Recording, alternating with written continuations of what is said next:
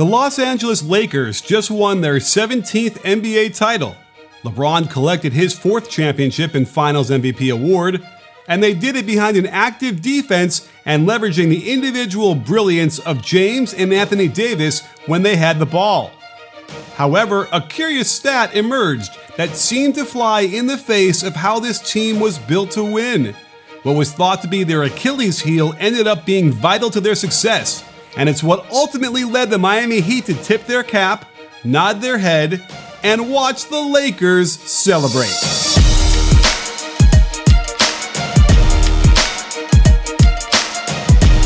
For the past 7 finals, the frequency of wide-open three-point shots has been tracked, and no team had ever taken as many as the Lakers. So the question arises, was this the product of a great offense, combining ball and player movement, continually collapsing the defense, making the extra pass until they found the wide-open shooter all alone in the corner, waiting to arc their shot with perfect rotation right into the net?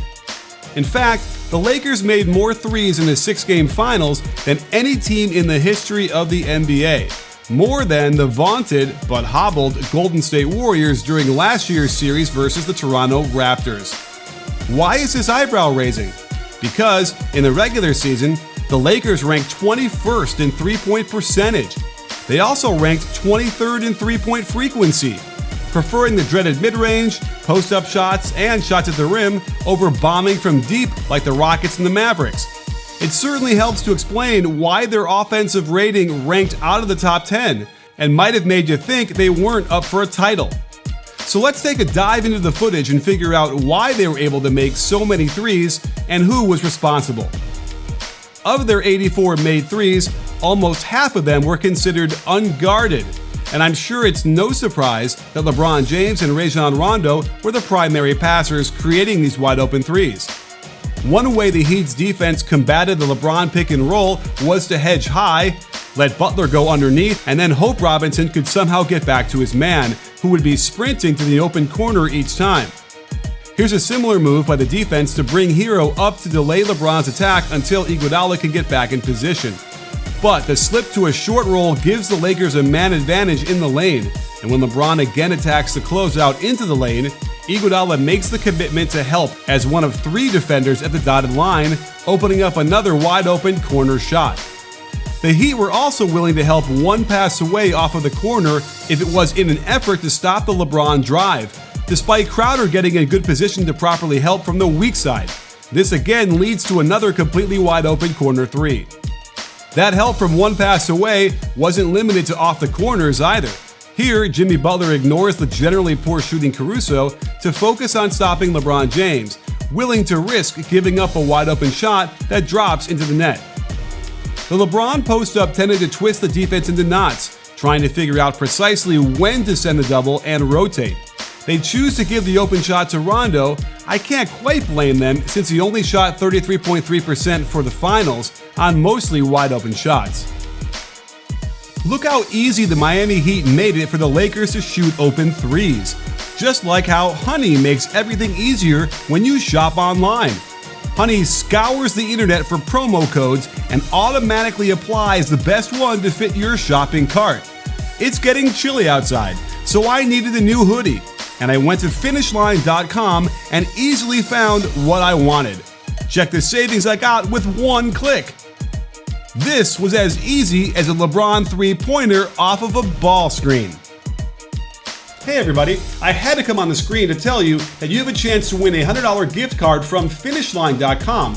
All you got to do is click on the link for joinhoney.com/Coach Nick, and you'll save a lot of money across the internet and have a chance to win $100. Who wouldn't want that? So click on my link, joinhoney.com/Coach Nick, and save. Rajon Rondo's open three-point assists mostly came in a different manner.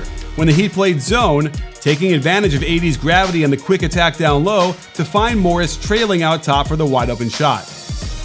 The Lakers took great advantage of the skip pass from the guard spot to the wing or vice versa, and Caruso initially sucks in the zone to the elbow before firing the pass for a 2-on-1 on the left side. Butler can't possibly close out to the wing and the corner, Olynyk can't get there either, and it's yet another wide-open corner 3. A great option for Vogel against the zone was to employ Rondo on the free throw line, where passing it to him on the lane line sucks Crowder in, enabling the pivot into shovel to AD for an open shot. And sometimes it's as easy as putting AD on the elbow, throwing it to Rondo at the wing. Notice Iguodala is drawn way too close to Davis despite Olynyk being there, and the skip from the wing to the guard spot sets up a shot the defense wanted to see as much as possible. LeBron jump shooting from beyond 25 feet. LeBron returns the favor when he plays the free throw line position, and again, the Heat wanted Rondo to shoot these, and rightfully so, since he struggled as much as he did overall. With LeBron on the wing this time, the defense has no problem shifting towards him, preventing the high post pass to Morris and allowing the skip to the weak side. Caruso ended up 37.5% from 3 in the finals, so the defense's focus on letting him shoot it backfired.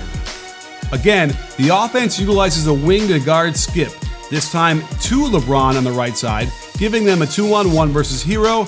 There's no way he can guard both players, the ball simply moves too quickly in the air, and it's another wide open corner 3. It became clear the Heat's game plan was to invite the Lakers to shoot as many threes as possible. Considering the Lakers went from 35.8% frequency from three-point land in the regular season to 47.4% in the finals, that strategy was successful. Where it falls apart is that the Lakers actually improved their shooting on wide open shots in the finals compared to the regular season. I have to imagine Erik Spoelstra thought they could not only get away with giving the Lakers an incredible amount of open shots, but that they wouldn't shoot any better on them.